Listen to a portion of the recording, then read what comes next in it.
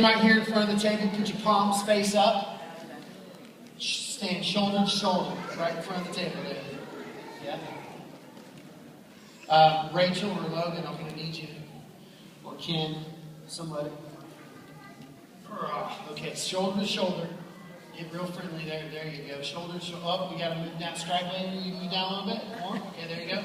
More, sir. There you go. Down this way. We'll open it up. That might be too many people. We might have to call one or two people. Don't worry. We won't waste them. The snake loves extra people. Okay. Snake's got a block. There we go. Let's walk by here. We're coming by. Okay, give her the tip of the tail. Right there. More. More this way. Not too much. We're going to run out snake. You got too much, strike lady.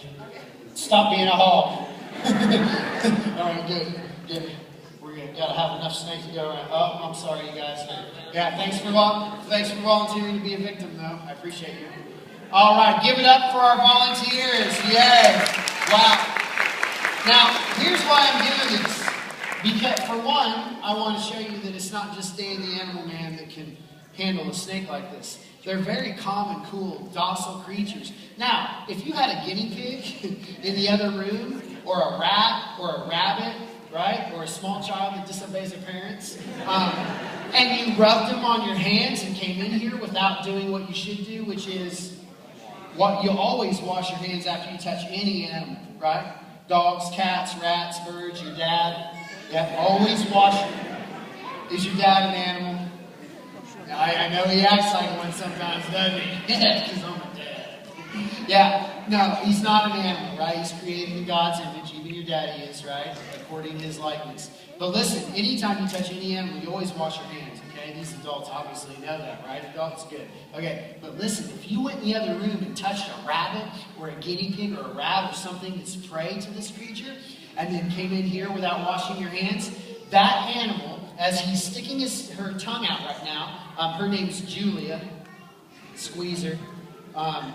Julia Squeezer. She sticks her tongue out and she's catching these scent particles, just like the monitor lizard, and drawing them into the mouth and plugging them into that computer-like organ that processes and says, bing, that's food. And then it sees in a predator-like way, like the movie with Arnie, Arnold Schwarzenegger.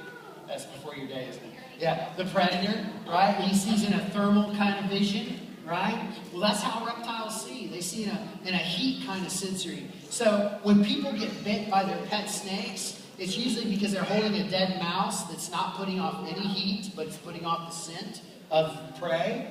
And they're dangling it like this, and the snake goes and it hits their hand instead of the mouse. That's the common problem that people have with their pet snakes. But, an amazing predator. It's very well fed. This creature, like all my animals, haven't missed too many meals, okay? So they're not, when they come in here, they're not only not mad, upset, or annoyed, they're used to working like this. They're trained to do this. Plus, food's the last thing on their mind. I mean, this thing got 3 jumbo rats, okay? This is like movie and television kind of rats, They're like this big without the tail. Yeah, they're a few pounds. Yeah, 9 pounds worth of rat in his belly right now. Yep, and that's about right here. Okay, yep. The first third of its body is the striking and the muscles that they use to squeeze. Every time the prey does one of those, they squeeze harder and harder. No, they don't eat veggies, okay? This is definitely a predator. Let's real quick hear from each of these folks, and they're going to describe what they're feeling. How about Strike Lady at the end? We'll start at the danger side. It's squeezing my arm. Squeezing, yeah. So look at that. She's got that little bitty piece, and she's so impressed that she used her time to say, it's squeezing my arm. That little bitty piece. You can feel the power in it, can't you? How about you, sir? Yeah, he can tell. Look, he's got that little bitty piece, and he's like, even though all these folks are pulling, it's still really heavy. It is. Yes. It feels like plastic. See, it feels like plastic. Yeah. It's just needs a battery recharge. How about you? It's kind of not. It's smooth. It's smooth and not what? You were thinking it was going to be what? Scaly. Scaly, but another word comes to mind. Slimy. Listen to all those people that think it's slimy. It's not slimy. Snakes are only slimy for like 10 minutes when they shed their skin. God designed a factory inside their body, so when they grow, they don't stretch into their skin like you and I do. They have to replace their skin. So they have a factory that creates a slime or a ooze, and it secretes out of their body when they turn blue. They turn a bluish tint. It sheds its skin about once a month, once every month and a half or so. She eats every 2 weeks, okay? And about 9-10 pounds worth of rats, okay? This one's just perfect size. Yeah, I got an extra leash in the bag up here if we need it. This creature is going to secrete that ooze when it's ready to shed, and that separates the old skin from the new skin. They'll rub on a tree or a stump or something, and the skin starts to peel back from their face, and it's like taking a sock inside out. How about you, sir? It's like a solid muscle. Solid muscle. It does feel like a solid. It's very, very muscular creature. Very carefully, volunteers, lift them up like this sideways to show their belly. There you go. Look at the lines. See all the lines? Those are all individual muscles called scutes. And that's how the snake slithers. They operate those muscles all individually in order to locomote. Pretty cool, huh? How about you, sir? When it kind of curls up like this, you can feel the muscle pulling. It's just very strong.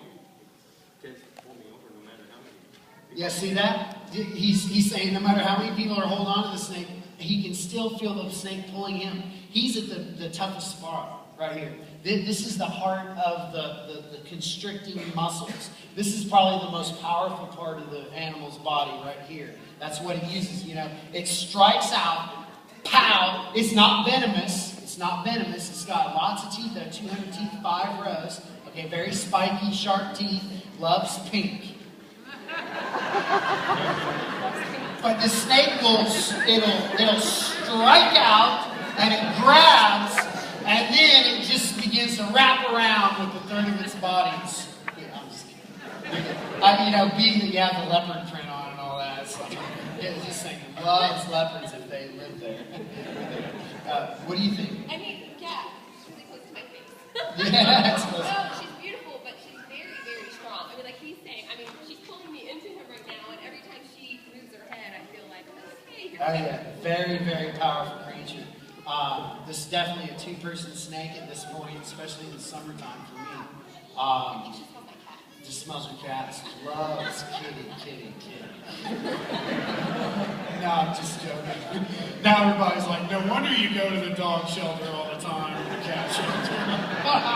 Just joking. No, we have rescue cats ourselves. And we love all animals. They're awesome. And you guys are awesome. Let's give them a round of applause. Good job.